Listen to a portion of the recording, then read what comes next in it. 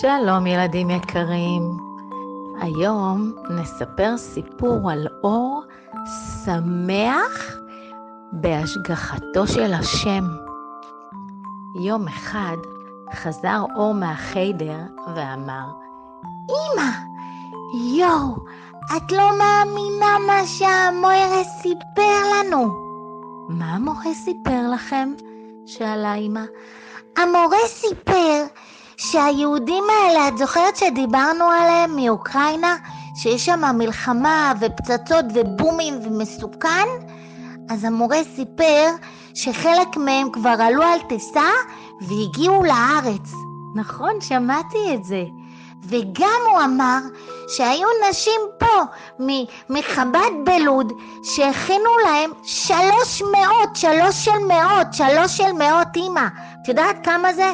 של כריכים ולחמניות עם ביצים וטונה ומלפונים וזיתים, כאלה כריכים טעימים, ושתייה ומטרנה לתינוקות שלהם וכל כך הרבה דברים טובים, אמא.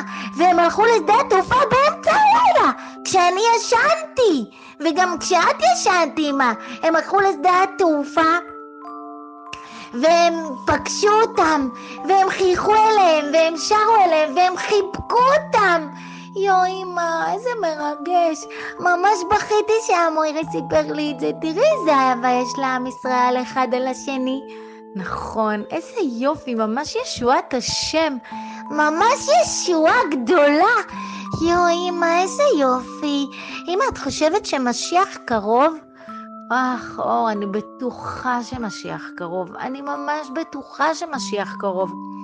אז למה הלב שלנו לפעמים מרגיש כזה מבואס, מאוכזב, עצוב, דואג?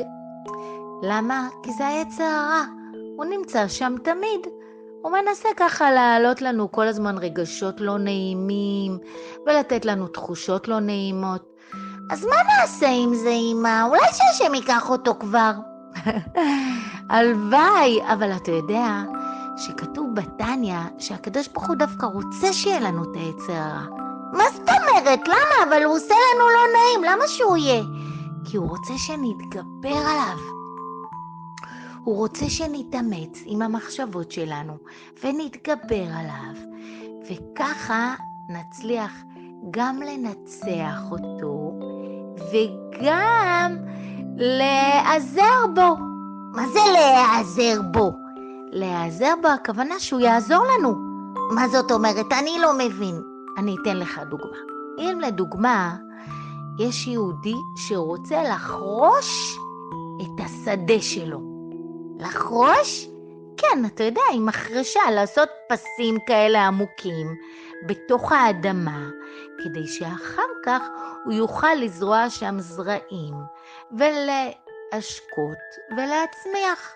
אבל לא השנה, נכון אמא? נכון, לא השנה, כי השנה שנת שמיטה, שנה הבאה בעזרת השם. אז מה הוא עושה?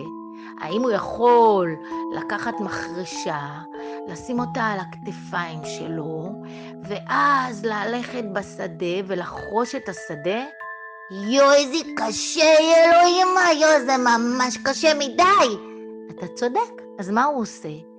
הוא לוקח שור שהוא משתולל.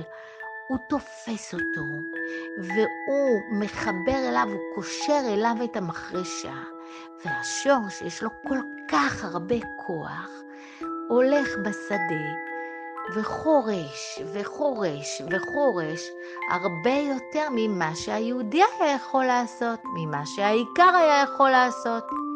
נכון, אז מה? אז ככה היצר הרע שלנו, יש לו כוח עצום.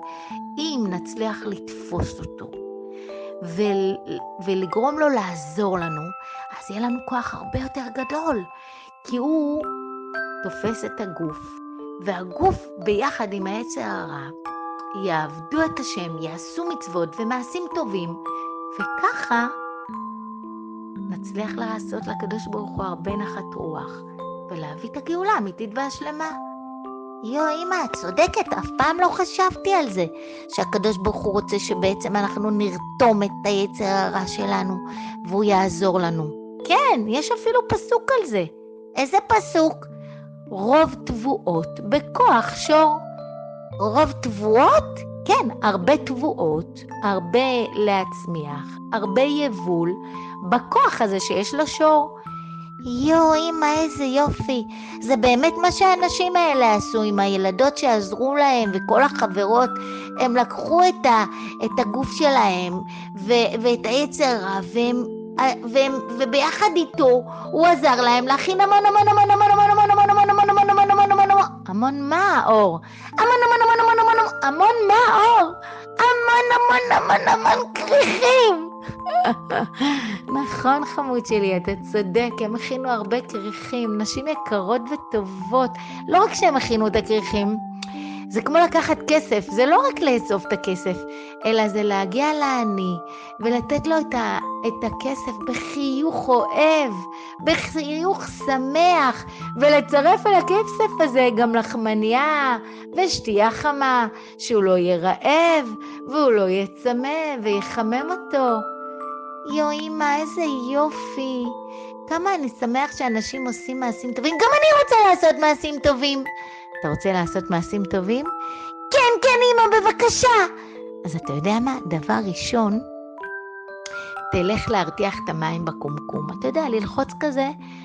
אמא פה, אז אני מסכימה לך. תלחץ על הקומקום שירתחו המים, כי אני מרגישה שאורתה לי התינוקת עומדת להתעורר, ואני רוצה שנספיק להכין לה מטרנה חמה.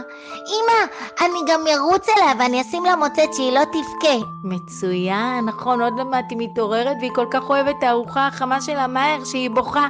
אז תרוץ אליה ותשים לה את המוצץ. ואמא, אני רוצה לעשות עוד מעשים טובים. טוב, אז אחר כך אתה תאסוף את כל המשחקים שנמצאים שם מתחת לספרייה בסלון, ותסדר אותם יפה יפה בקופסה, ותעשה שלט גדול גדול, ברוכים הבאים לעולים מאוקראינה. למה? כי גם אני חושבת ללכת אליהם לקבל את פניהם. אמא, אני רוצה לבוא איתך! בעזרת השם, בלי נדר, אולי אני אפילו אקח אותך איתי. יופי אמא, תודה, תודה, תודה. תודה לך השם שנתת לנו יצר רע שיוכל לעזור לנו עם כל הכוח שלו לעשות מעשים טובים. ותודה לך השם שאנחנו מצליחים להתגבר עליו לפעמים. ותודה לך השם שהגאולה כבר ממש מגיעה. תודה לך השם, אני כל כך משתוקק לראות את הרבי. אני ממש מתגעגע לראות את הפנים הקדושות שלו, ושהוא יחייך אליי, ושהוא למד אותי תורה. אני רוצה לדעת תורה, אני רוצה ללמוד. תודה לך השם. ואתם ילדים יקרים, שיהיה לכם הרבה שמחה בלב, והרבה כוח לעזר ביצר הרע לעשות מעשים טובים, ובעזרת השם שבקרוב, עוד היום, תבוא כבר הגאולה האמיתית והשלמה, ונזכה לראות את הרבי בעיניים שלנו ממש, לא רק בתמונות, ולא רק בווידאו, ולא רק במחשב, ולא רק בוואטסאפ, ולא רק בכל מיני סרטים, אלא ממש בעיניים שלנו. ושיהיה לכם לילה טוב, חלומות חסידיים, ולא לשכוח להגיד קריאת שמע בכוונה, ולהכין נגל וסר ליד המיטה שלכם באהבה. להתראות.